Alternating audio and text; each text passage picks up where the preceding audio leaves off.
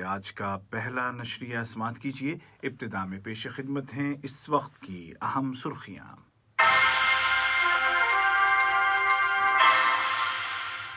صاحب سمو امیر شیخ تمیم بن حمد آل ثانی نے امریکی صدر کو برفیلے طوفان میں ہونے والے جانی نقصان پر تعزیت کا برقی پیغام ارسال کیا۔ قطر نے لیبیا کی وفاقی حکومت کے وزیر داخلہ کو قتل کرنے کی کوشش کی پرزور الفاظ میں مذمت کی ہے۔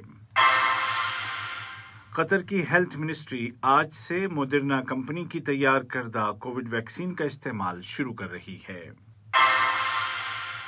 اور واشنگٹن نے کہا ہے کہ وہ افغانستان میں امن چاہتا ہے، جبکہ ایران کے ایٹمی پروگرام کے حوالے سے محتاط لیکن مثبت اشارے مل رہے ہیں۔ اور اب پیش خدمت ہے اردو ریڈیو قطر FM 107 سے آج کا پہلا مفصل نشریہ۔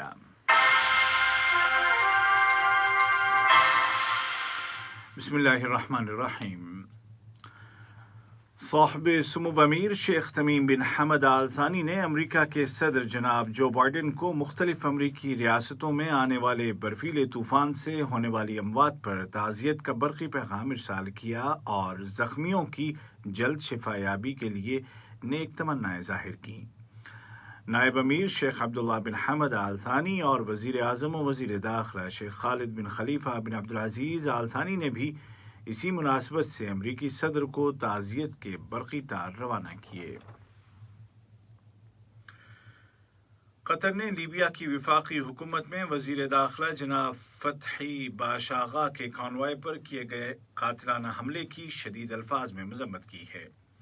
اس حملے میں ان کے ذاتی محافظوں میں سے ایک زخمی ہو گیا۔ یہ حملہ دارالحکومت طرابلس کے مغربی علاقے میں کیا گیا۔ قطر کی وزارت خارجہ نے ایک بیان میں دہشت گردی کے خلاف قطر کے مستقل موقف کو دہراتے ہوئے کہا کہ وہ دہشت گردی، تشدد اور ہر قسم کے مجرمانہ واقعات کو ان کے اسباب و محرکات یعنی ریزنز اینڈ موٹیو سے قطع نظر مسترد کرتا ہے۔ بیان میں حملے کے ذمہ داروں کا پیچھا کرنے اور ان کو عدالتی کٹہرے میں کھڑا کرنے پر زور دیا گیا۔ واضح رہے کہ اس حملے میں وزیر داخلہ محفوظ رہے، البتہ اس واقعے کے لیبیا کے سیاسی منظرنامے پر اثرات ضرور مرتب ہوں گے۔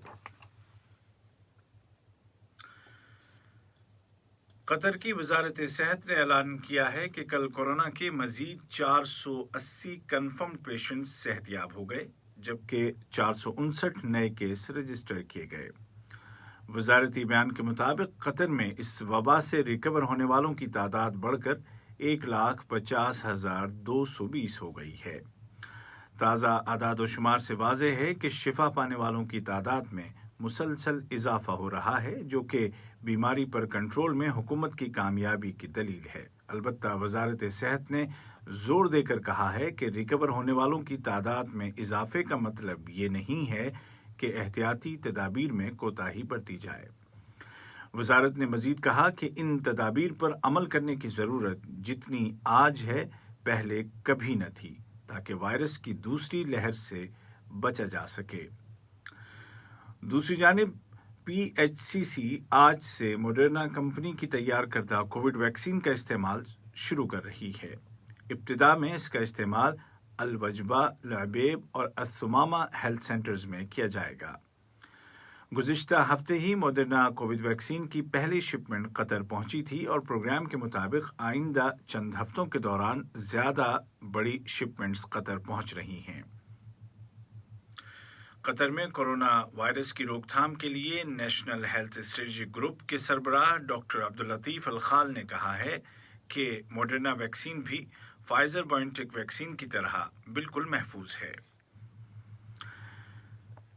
اس دوران میں وزارت صحت نے کہا ہے کہ QNCC میں قائم کیے گئے ویکسینیشن سینٹر میں تمام اسکولوں کے اساتذہ اور اسٹاف کو مرحلہ وار بلا کر ویکسین لگائی جائے گی اور اس مرحلے میں شامل افراد کو SMS بھیجے جا رہے ہیں۔ افغانستان میں قومی سلامتی کونسل کے مشیر جناب حمد اللہ محب کے ساتھ کابل میں قطر کے سفیر جناب سعید بن مبارک الخیارین نے ملاقات کی ہے، جس کے دوران تعاون پر مبنی دو طرفہ تعلقات کا جائزہ لیا گیا۔ قطری سفیر نے افغانستان میں قومی مصالحت کی سپریم کونسل کے سربراہ ڈاکٹر عبداللہ کے ساتھ بھی ملاقات کی اور اہم امور پر تبادلہ خیال کیا۔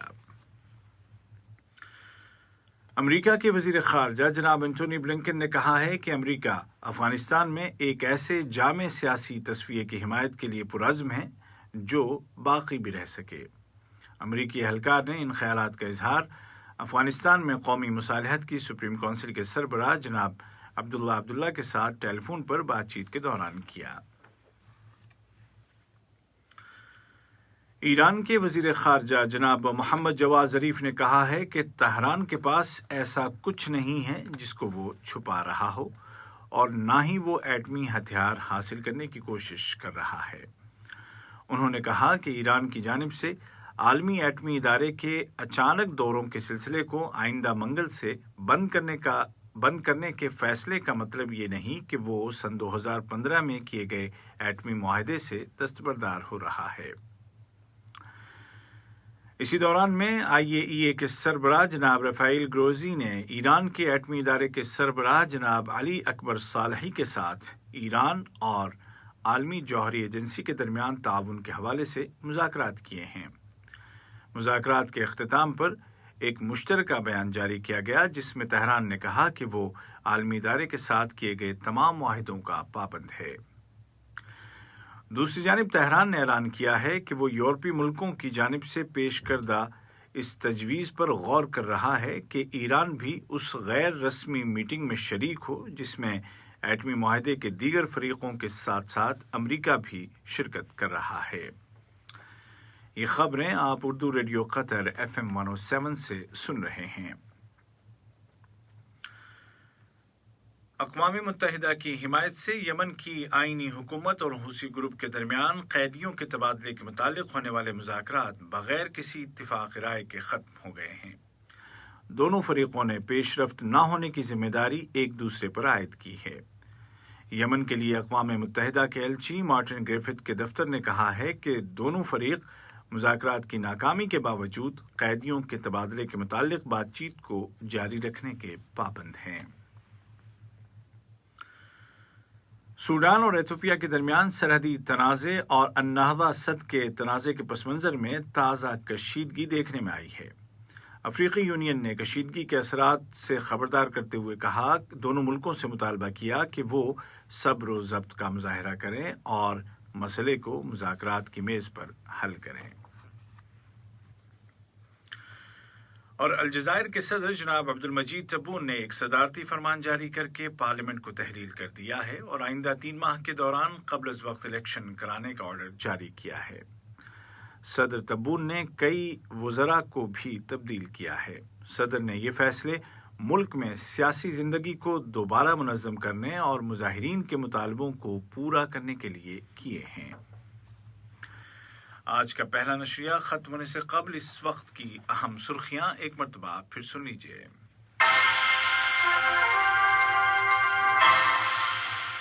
صاحب سمو امیر شیخ تمیم بن حمد آل ثانی نے امریکی صدر کو برفیلی آندھی میں ہونے والے جانی نقصان پر تعزیت کا برقی پیغام ارسال کیا۔ قطر نے لیبیا کی وفاقی حکومت کے وزیر داخلہ کو قتل کرنے کی کوشش کی پرزور الفاظ میں مذمت کی ہے۔ قطر کی ہیلتھ منسٹری آج سے موڈرنا کمپنی کی تیار کردہ کووڈ ویکسین کا استعمال بھی شروع کر رہی ہے۔